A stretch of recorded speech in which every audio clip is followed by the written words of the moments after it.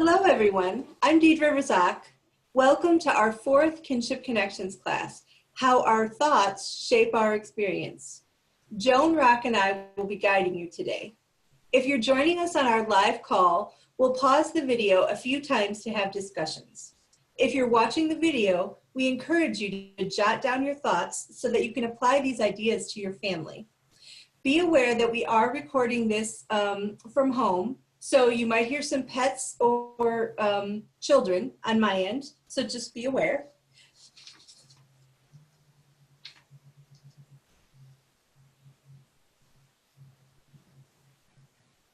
Life is 10% what happens to me and 90% how I react to it. Stop and notice. What was your initial reaction when you heard or read the quote above? What did you think about this quote? How did it make you feel? Sometimes we're on autopilot and we don't even notice what we're thinking or feeling. We also don't see how those thoughts and feelings impact our experiences. Today, we're going to be sharing tools that help you thoughtfully respond rather than just quickly reacting. This is called the thought model. It was originated by Brooke Castillo. It's a tool that can help us understand our experiences. Circumstances can trigger thoughts. Thoughts cause feelings. Feelings cause actions. Actions cause results. And results are evidence of our initial thoughts about a circumstance. In the next slides, we'll look at how the thought model works.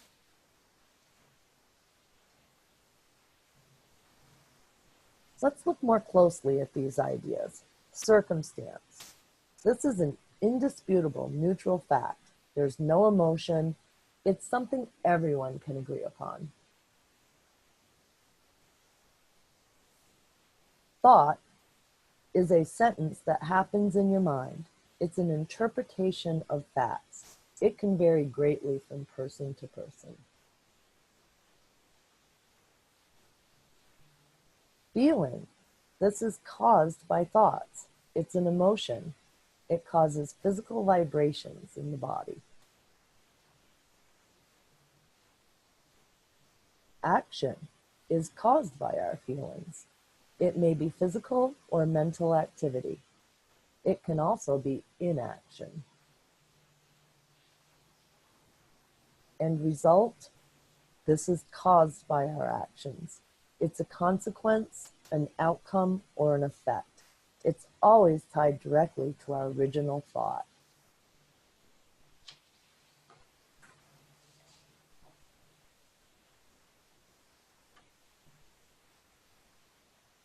So like a five-pointed star, these concepts are all connected. What do you think? Is this thought model true?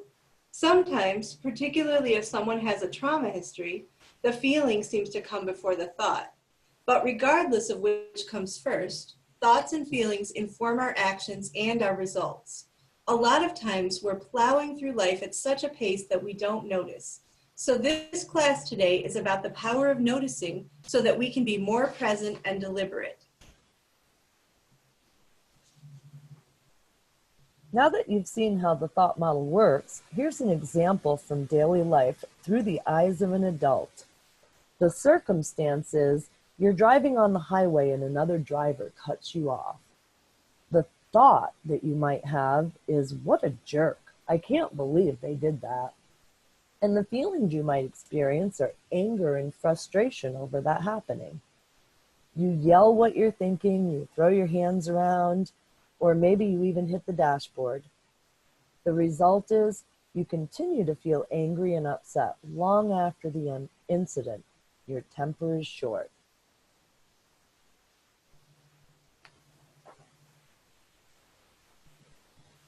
So now let's look at this through the eyes of the children in your care. So the circumstance, your young grandchildren are in the back seat when the driver cuts you off. Grandpa or Grandma is really mad.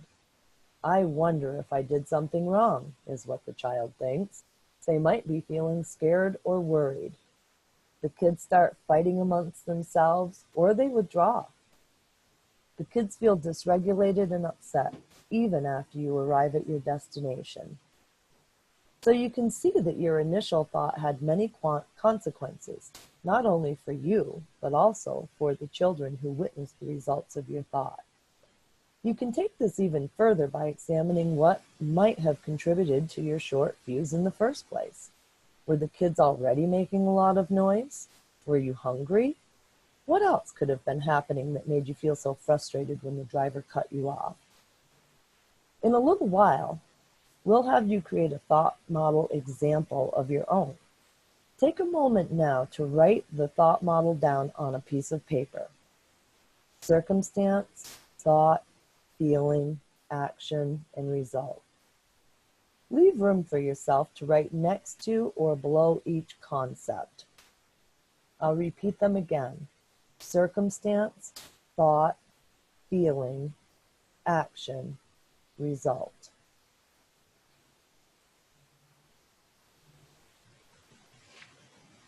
In a few minutes, you'll be trying a thought model for yourself.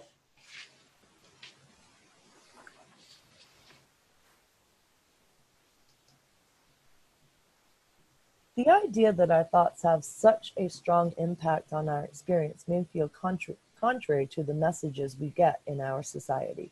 We're often taught that things happen and there's nothing we can do about them. So it might feel strange to hear that we can decide whether to accept a thought or change it. But there are probably some ways you are already doing this and teaching it to the young people in your life. We'll see what they are in a little while.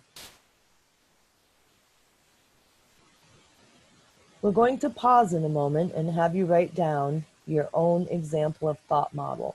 If you're watching this video, please pause it so that you can write down an example that you've experienced. If you're watching this live, also write down an example and we'll pause to discuss it. So first take out the paper where you wrote the thought model concepts. Think of an experience you've recently had. It can be related to parenting, or it can be about a different topic if that feels easier. Then fill in each box of the thought model. If you have trouble thinking of a circumstance, first try thinking of an experience that bothers you and write that as your result. Then see if you can follow it backwards. Okay, write your example now, and if you've written it, notice what comes up for you. If you are watching the video, pause it now. If you're in class, we'll stop here to let you write.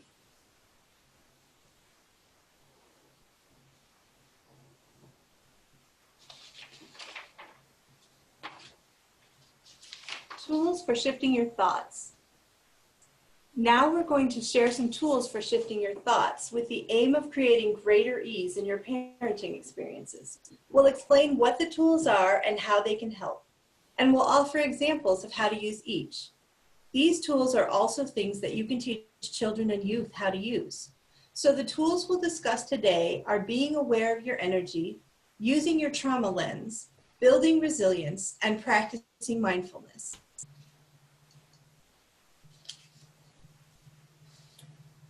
Being aware of your energy.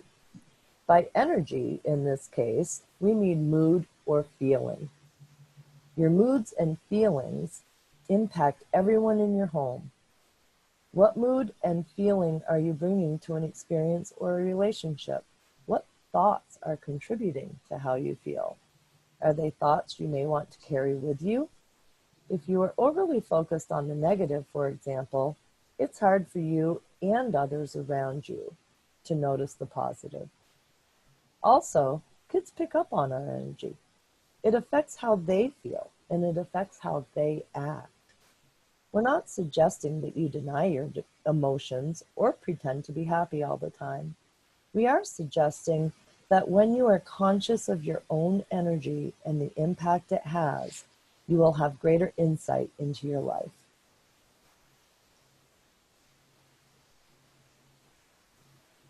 Some ways to be aware of your energy. Considering what helps you to create internal calm. What helps each of us is different. Experiment with what works for you, and then try to add it into your days.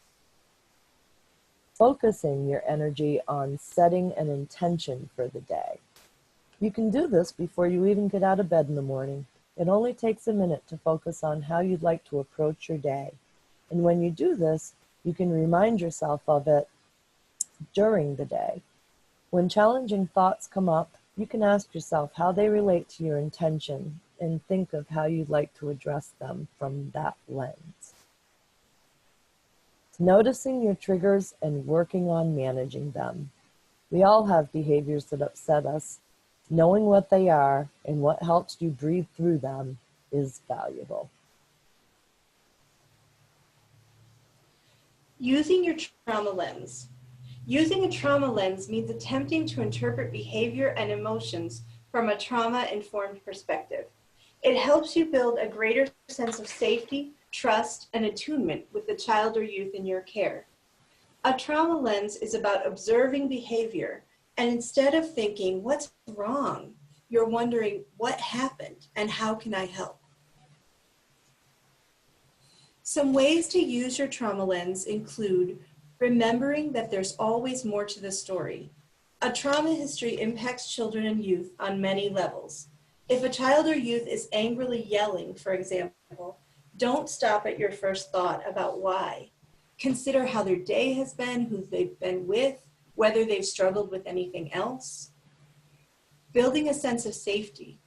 Learn about what words, actions, and objects help the child or youth in your care to feel safe. What increases their sense of safety may change over time, and it may be different depending on where they are or who is with them. Focusing on attunement. In the last slide, we mentioned the importance of your emotional self-regulation in the face of triggers. When a young person feels connected to you, they can literally tune into the sense of calm that you feel and begin to feel it themselves. Building resilience. Resilience is the capacity to thrive individually and collectively in the face of adversity. It's the quality of bouncing back and believing that you'll be okay. When tough things happen, how quickly a child or youth bounces back has to do with their resilience. Resilience can be learned and practiced. It can give young people the ability to believe in themselves. It's about thinking, what will be supportive here? Are there boundaries that need to be set? Are there skills that need to be taught? Research shows that having at least one caring adult in their lives is key to increasing resilience in children and youth. As a relative who has probably helped support the child or youth over time, you still play a key role in building the resilience of this child. You're someone the child can count on.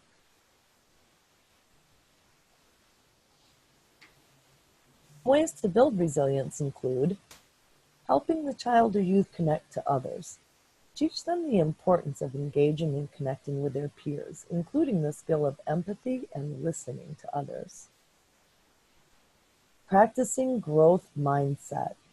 A growth mindset means believing that you can learn, change, and develop needed skills. Growth mindset is the difference between thinking he can't do this and thinking he can't do this yet. It's about remembering that skills can be cultivated and developed. Growth mindset literally rewires the brain and builds ability. Help the child or youth create a positive story. Whether thinking about history or what's happening right now, a child can benefit from looking at what has gone right with a situation, what they have learned, how they have shown courage, and what strengths and skills they have gained. They might need your help, though, to learn how to tell themselves these things. Practicing mindfulness. Mindfulness is noticing what is happening within you and around you right now without judging it. Mindfulness is the pause that helps us flow more easily with whatever is happening. When we practice mindfulness, we can notice our thoughts and feelings. I'm angry, I'm tired, or I'm getting really annoyed with this child, but I see that she's hungry and frustrated. We're pausing so that we don't become our thoughts. We can make choices about our thoughts before things go off the rails. Some ways to practice mindfulness. Here are some small daily ways to practice mindfulness. Asking yourself how you're doing or what you need. Throughout the day, you can pause and think of this. Every time the phone rings, remember to breathe or think a mantra to yourself. Doing this can refresh you. It's like an internal reset button. Naming what you're doing. You can first think to yourself and later say to a child, I've noticed that sometimes I hold my breath. So this may seem kind of silly, but now every time the dog barks, I'm going to remember to take a deep breath.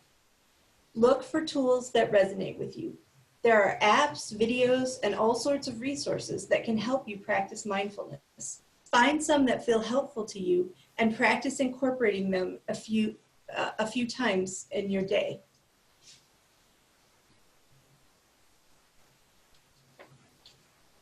Understanding the thought model can positively impact your relationships.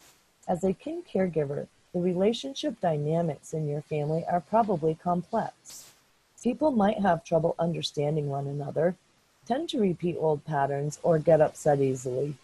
Using the thought model can help you recognize what is happening, break old patterns, and create empathy and connection.